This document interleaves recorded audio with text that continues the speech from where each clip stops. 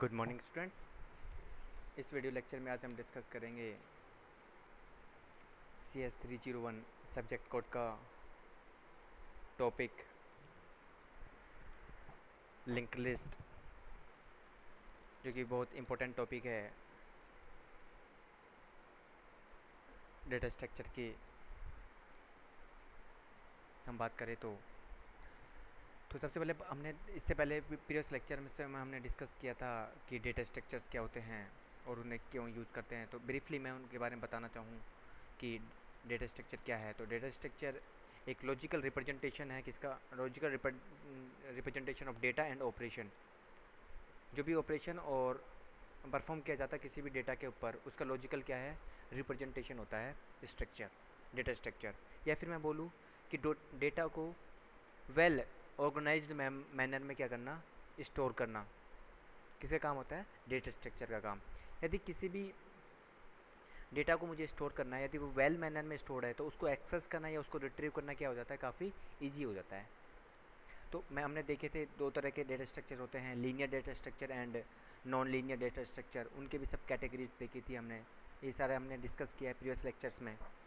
तो अब मैं बात करूँ लीनियर डेटा स्ट्रक्चर, जिसमें जो डेटा स्टोर होता है एक ऑर्डर ऑफ डेटा एलिमेंट्स, एक पर्टिकुलर ऑर्डर होता है किसी भी डेटा को स्टोर करने का। जैसे मैं एग्जांपल की बात करूँ, जैसे एरे है, स्टैक है, क्यूज है and link list.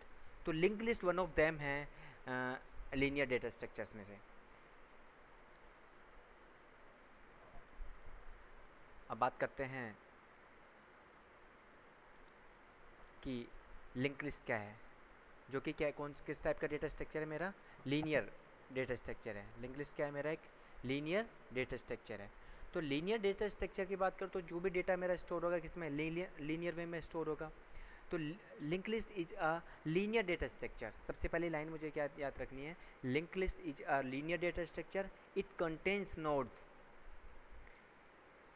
It each node contain two parts. प्रत्येक नोड के जो भी डेटा, सबसे पहले मुझे याद रखना है, जो भी डेटा मेरा स्टोर होगा लिंक लिस्ट डेटा स्ट्रक्चर में, वो नोड्स की फॉर्म में स्टोर होगा। नोड्स के अंदर मैं क्या करूँगा? डेटा या इन्फॉर्मेशन को स्टोर करूँगा। और प्रत्येक नोड जो होता है लिंक लिस्ट का, वो दो पार्ट रखता है, data part and link part, या फिर बोलूँ इन्फॉर्मेशन पार्ट या पॉइंटर पार्ट। तो डेटा पार्ट क्या स्टोर करेगा? जो इन्फॉर्मेशन है, जो एलिमेंट मुझे स्टोर करना है वो स्टोर करेगा। और लिंक जो पार्ट है या पॉइंटर जो पार्ट है वो क्या स्टोर करेगा? नेक्स्ट नोड का एड्रेस क्या करेगा? स्टोर होगा। ये लिंक जो पार्ट होता है वो किस टाइप का होता है? पॉइंटर टाइप होता है। पॉइंटर टाइप का इसलिए होता है क्योंकि इसके अंदर जो भी वैल्यू मैं स्टोर करूँगा, जो जो वैल्यू स्टोर होगी वो क्या होगा? एड्रेस होगा। एड्रेस होने की वजह से मैं इसको किस में की फॉर्म में स्टोर करता हूँ? पॉइंटर्स की फॉर्म में। अब भाई लिंक लिस्ट की आवश्यकता क्यों पड़ी? मेन चीज़ आती है कि जब वो डेटा स्ट्रक्चर्स मेरे पास हैं, जैसे एरे है, स्टैक है, ये सब हैं, तो मेरे को लिंक लिस्ट की आवश्यकता क्यों पड़ी? तो इससे पहले हमने डिस्कस किया था कि एक डेटा स्ट्रक्चर है एरे, जो कि होमोजीनियस कलेक्शन ऑफ एलिमेंट्स होता है। होमोजीनियस से मतलब होता है कि समान डेटा टाइप्स के एलिमेंट्स को क्या करता है? वो स्टोर करता है। जैसे इंटीजर टाइप के मेरे को 10 वैल्यू स्टोर करनी है, तो सारी वैल्यूज़ क्या होंगी? इंटीजर होंगी। तो उस टाइप की वैल्यूज़ को स्टोर करने के लिए मैं क्या यूज़ करता था? एरे। लेकिन अब एरे का ड्रॉबैक था कि एरे हमेशा क्या होता है? स्टैटिक। स्टैटिक डेटा स्ट्रक्चर बोलूँ या फिक्स्ड डेटा स्ट्रक्चर, उसको मैं रन टाइम पर यूजर की रिक्वायरमेंट के अकॉर्डिंग रन टाइम पर उसका साइज घटा या बढ़ा नहीं सकता। अब यदि मुझे साइज को घटाना है या बढ़ाना है, तो उस केस में एरे क्या होता है? फेल हो जाता है। तो उस प्रॉब्लम को उस प्रॉब्लम को रिमूव करने के लिए मैंने लिंक लिस्ट डेटा स्ट्रक्चर क्या किया? डिवाइस किया। एक तो मैंने बात कर ली एरे की क्या क्या डिसएडवांटेज थी। एक तो साइज़ लिमिटेशन, जो साइज़ था वो फिक्स था। और दूसरा, साइज़ जो डिसाइड ना इंक्रीज कर सकता था ना मैं डिक्रीज कर सकता था एग्जीक्यूशन के टाइम। क्लियर? और हमेशा एरे एलिमेंट्स क्या तो कैसे स्टोर होते थे? कंटिन्यूस मेमोरी अलोकेशन पे। जैसे फर्स्ट यदि एरे का एड्रेस मुझे स्टोर करना है, तो फर्स्ट जैसे स्टोर हुआ 1000, नेक्स्ट यदि इंटीजर टाइप का तो 1002, 1004, 1006, तो इस तरह से कंटिन्यूस मेमोरी लोकेशन पे क्या होते हैं, स्टोर होते हैं। और इसमें जो इंसर्शन और डिलीशन जो ऑपरेशन थे किसके अंदर, एरे के अंदर, वो क्या क्या थे, काफ़ी टफ थे। मतलब प्रॉब्लम आती थी यदि मैं यूजर चाहता है किसी स्पेसिफाइड लोकेशन पर एरे के अंदर एलिमेंट क्या हो, ऐड हो, तो उसमें क्या थी, प्रॉब्लम क्या थी कि यदि मुझे क्या करना पड़ता था, पहले तो स्पेसिफाइड लोकेशन फाइंड आउट करनी पड़ती थी, उसके बाद वो सारे एलिमेंट्स को मुझे बैक साइड में क्या करना पड़ता था, शिफ्ट करना पड़ता था वन पोजीशन, यदि एक एलिमेंट को स्टोर करना है तो इन सभी प्रॉब्लम्स को रिमूव करने के लिए मैंने कौन सा डेटा स्ट्रक्चर का यूज़ किया, लिंक लिस्ट डेटा स्ट्रक्चर। तो link list is a collection of elements called node, मैंने पहले ही बता दिया, जिसके अंदर जो इन्फॉर्मेशन जो भी स्टोर होगी लिंक लिस्ट के अंदर, वो किसकी फॉर्म में स्टोर होगी, नोड्स की फॉर्म में स्टोर होगी। और नोड के कितने पार्ट होते हैं, दो, डेटा पार्ट और ये लिंक पार्ट, मैंने देखा था। तो इस तरह नोड का स्ट्रक्चर, नॉर्मल यदि लिंक लिस्ट की बात करूँ तो नॉर्मल लिंक लिस्ट का जो नोड होता है उसका स्ट्रक्चर पार्ट, नोड का स्ट्रक्चर इस प्रकार होता है, डेटा पार्ट और लिंक्ड पार्ट। यहाँ पे क्या स्टोर होंगी, इन्फॉर्मेशन या एलिमेंट्स, यहाँ पे क्या होगा, एड्रेस, नेक्स्ट एलिमेंट का क्या होगा, एड्रेस को स्टोर किया जाएगा। क्लियर। अब मैं बात करूँ सिंपल ट्री को लिंक लिस्ट की, तो लिंक लिस्ट यदि मुझे 3 एलिमेंट स्टोर करने हैं तो किस तरह से मैं लिंक लिस्ट को डिजाइन करूँगा। तो ये इंटीजर टाइप का मुझे एलिमेंट स्टोर करना है, तो सबसे पहले क्या करूँगा, ये इंफॉर्मेशन पार्ट डाल दूंगा। अलग 3 एलिमेंट स्टोर करने तो कितने नोड बनेंगे, 3 नोड बनेंगे, तो मैंने यहाँ पे 3 नोड बना दिए इस तरह, ठीक है। और फर्स्ट पार्ट, जो फर्स्ट नोड का फर्स्ट पार्ट है उसमें इन्फॉर्मेशन जैसे 14 डाल दिया, सेकंड नोड का फर्स्ट पार्ट है उसमें डाल दिया 13 इन्फॉर्मेशन डाल दी, थर्ड नोड का जो फर्स्ट पार्ट है उसमें क्या डाल दिया मैंने, इन्फॉर्मेशन 42, इस तरह इन्फॉर्मेशन स्टोर कर दी। नेक्स्ट इस नोड का एड्रेस मान लिया मैंने 2000, इस नोड का एड्रेस मेरा सॉरी इसका एड्रेस मान लो 2000, इसका एड्रेस है 1000, इसका एड्रेस मान लो 4000 इस नोड का। अब इस वाले जो नेक्स्ट पार्ट होता है उसमें क्या स्टोर होता है, नेक्स्ट नोड का एड्रेस। यदि इस नोड को इसको पॉइंट करवाना है लिंक लिस्ट के अंदर तो यहाँ पे क्या स्टोर होगा 1000, नेक्स्ट, तो इसको क्या पॉइंट करने लग जाएगा।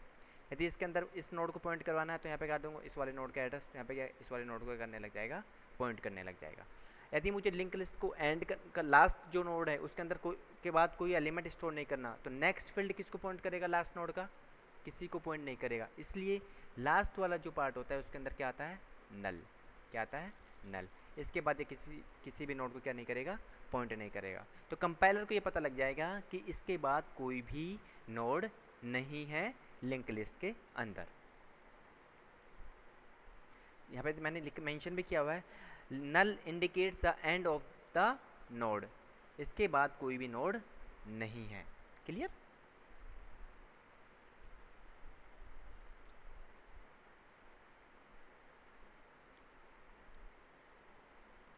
अब मैंने बात करी थी यूजुअल कि यहाँ पे जैसे इसमें एग्जांपल में मैंने कितने नोड बनाए, 4 नोड बनाए, चारों नोड एक दूसरे को क्या कर रहे हैं, पॉइंट कर रहे हैं। तो सपोज करो यहाँ पे एड्रेस है कितना, इस वाले नोड का एड्रेस 1000, इसमें है 2000, इसका है 3000, इसका है 4000, ऐसे एड्रेस है। अब मुझे तो किसी फर्स्ट नोड को पॉइंट करने के लिए मैंने क्या एक हेड नाम का पॉइंटर बना लिया, किस नाम का, हेड नाम का, जो फर्स्ट नोड को क्या करेगा, पॉइंट करेगा। तो हेड के अंदर क्या वैल्यू रहेगी मेरी, 1000। अब हेड का भी कोई एड्रेस रहेगा, मान लो इसका, मान लो एड्रेस है 600। फर्स्ट नोड यदि नेक्स्ट नोड को पॉइंट करेगा तो नेक्स्ट वाले पार्ट में या लिंक वाले पार्ट में या पॉइंटर वाले पार्ट में क्या रहेगा इस नोड के, 2000, यहाँ पे रहेगा 2000, यहाँ पे रहेगा 3000, यहाँ पे रहेगा 4000, यहाँ पे रहेगा नल। तो इस तरह से ये लिंक लिस्ट क्या होगी, डिजाइन होगी। इस लिंक लिस्ट को किस तरह का डिजाइन करूँगा मैं, इस तरह से मैं डिजाइन करूँगा। एक के बाद एक नोड को मैं क्या करता रहूँगा, लिंक करता रहूँगा, और लास्ट नोड के अंदर मैं क्या डाल दूंगा, लिंक, नल जो बताएगा कि मेरा लिंक लिस्ट क्या हो गया है, एंड हो गया है। क्लियर।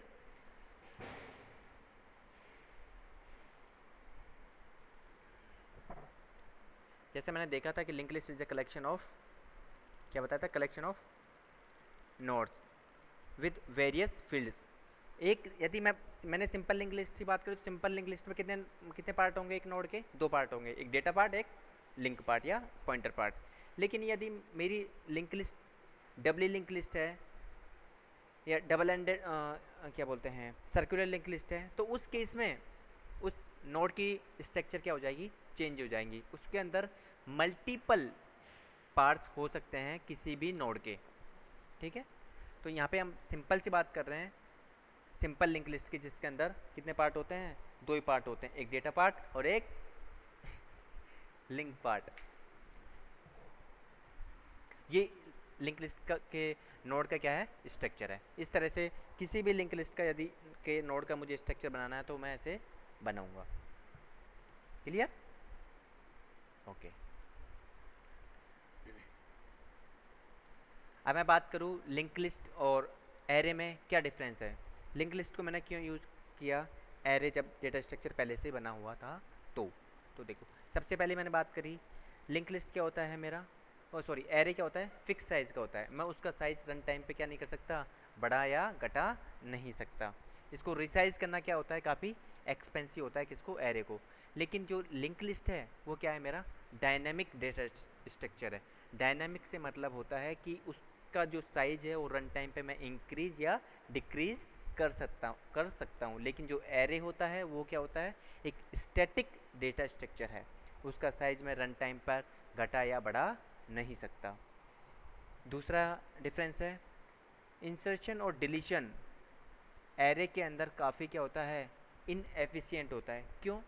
क्योंकि जब मैं कोई एलिमेंट को इंसर्ट करूँगा या डिलीट करूँगा तो मुझे शिफ्ट ऑपरेशन क्या करना पड़ेगा, परफॉर्म करना पड़ेगा। तो जो शिफ्ट ऑपरेशन है एरे के अंदर वो काफ़ी क्या होता है, कॉस्टली होता है और एक्सपेंसिव होता है, टाइम कंज्यूमिंग होता है यदि मैं सीपीयू रनिंग टाइम की कॉन्टेक्स्ट में देखूँ तो। दूसरा, अब लिंक लिस्ट की बात करूँ, इंसर्शन या डिलीशन क्या होता है, एफिशिएंट होता है। इसके अंदर कोई शिफ्टिंग की आवश्यकता नहीं होती। जो नोड मुझे इंसर्ट करना है सिंपल नेक्स्ट नोड को ब्रेक करके उस नोड से क्या हो जाता है, डायरेक्टली कनेक्ट हो जाता है। ओनली मुझे नेक्स्ट जो पार्ट होता है या लिंक जो पार्ट होता है नोड का, उसके अंदर ही एड्रेस को क्या करना होता है, चेंज करना होता है। थर्ड जो डिफरेंस है, लिंक लिस्ट के अंदर रैंडम एक्सेस क्या होता है, एफिशिएंट होता है।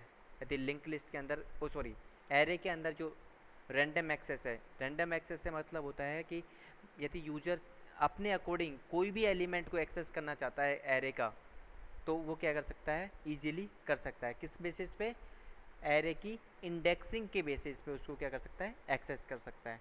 लेकिन एरे लिंक लिस्ट के अंदर यह पॉसिबल नहीं होता है। यदि लिंक लिस्ट के अंदर मुझे कोई भी एलिमेंट को एक्सेस करना है तो मुझे स्टार्टिंग के नोड से क्या करना पड़ेगा, ट्रैवर्सिंग करनी पड़ेगी। ट्रैवर्सिंग से मतलब होता है कि प्रत्येक नोड को मुझे क्या करना होगा, विजिट करना होगा उस केस में।